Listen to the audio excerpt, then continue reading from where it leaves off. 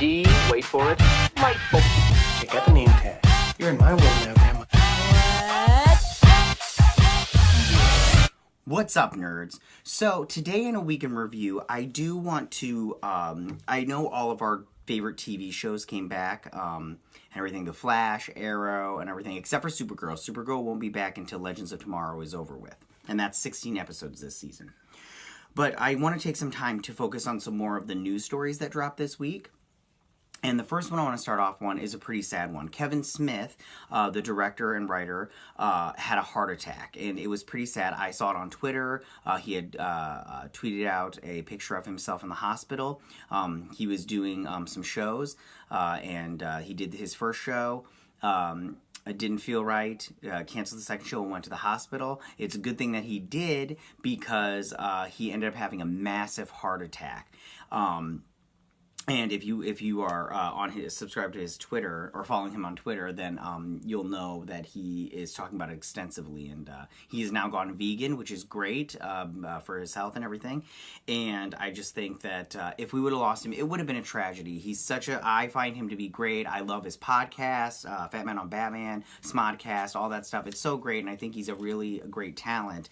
So I think that it just would have been really sad if we would have lost him. The second thing I want to talk about is kind of exciting. So, if you are on Twitter and you follow, a bunch of people, it looks like Marvel / Disney has moved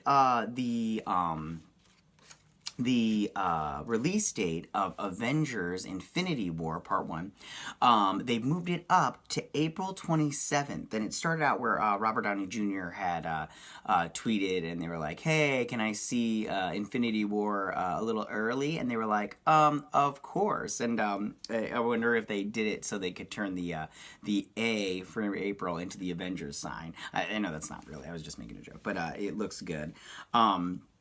I think they've done this because there are some surprises in the movie, and normally the Marvel movies release in Europe and in other countries first, and then it releases in America. But I think there are there's surprises that they want to keep a secret, and if it releases anywhere else sooner, then it will get out. So they're releasing it in every single country on April 27th. So which is great, but it's always May is always the beginning of May is always like the kickoff to the summer. So I think maybe Marvel will be kicking it off a little early and saying like the last couple of weeks of April really will kick off the summer lineup as far as movies go. One thing, so see it as soon as possible if you can. Like if you can see it opening weekend, then that'd be great because you won't get any spoilers. And you won't have to worry about word of mouth or anything like that. And another thing I want to say is like when movies get released by these studios, they pick out dates and they say this is our date. We called it, shotgun. And Marvel has really switched it right now because they picked their date in May, and now they've switched it, and now they have to deal. Other studios have to deal with their lie, and it's kind of a bummer. I mean, Marvel's basically a juggernaut right now, but it's like, you get a small movie and they're like, all right, we're going to release our movie a little bit early so we don't have to compete with a Marvel movie that's a juggernaut, and we don't want to have to compete with that, so we're going to release it early. That way, a couple weeks in advance, we can not have to deal with it, and we'll get some money out of it. Now they're like, well, shoot, we're not going to get any money out of it. The next thing I want to talk about is it was tweeted the first look at the Shazam costume in the Shazam movie, and that's starring what is his name? Zachary something. Oh gosh, I can't remember. It doesn't even matter. Anyways, and if you look at it, it looks awful in my opinion. It looks way too comic booky. I have a feeling that this is not going to be his end costume in the show or in the movie. I just have a feeling that this was just taken behind the scenes, and it's going to be like his first kind of costume, and then he'll change into his real costume for the movies. I could be wrong, but I don't think I am. The next one I want to talk about is that Chris Hemsworth, Thor, was announced that he was going to be in the next Men in Black movie. And it will not be, Will Smith and Tommy Lee Jones will not be reprising their roles. It will be a continuation, and they're going to focus on other agents in the Men in Black. And his sidekick will be a African-American female. And I know a lot of people on Twitter were saying that it should be Tiffany Haddish. And although I do love Tiffany Haddish, she's so funny.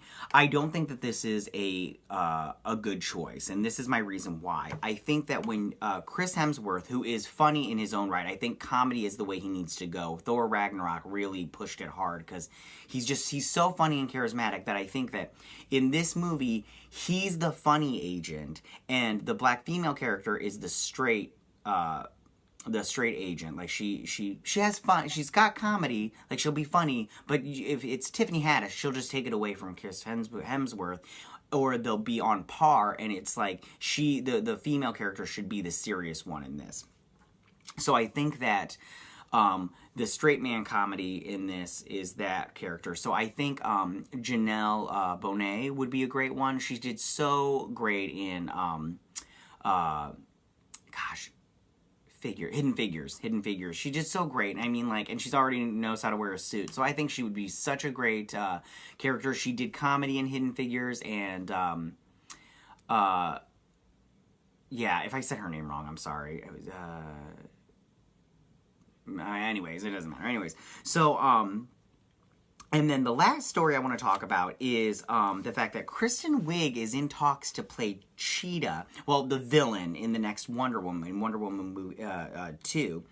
And it's kind of hard to believe. I don't think that this is the right choice. I think that Sarah Paulson, who said on Twitter that she would love to be in Wonder Woman 2 as the villain, and I think that she would be a great Cheetah if Cheetah is the bad guy.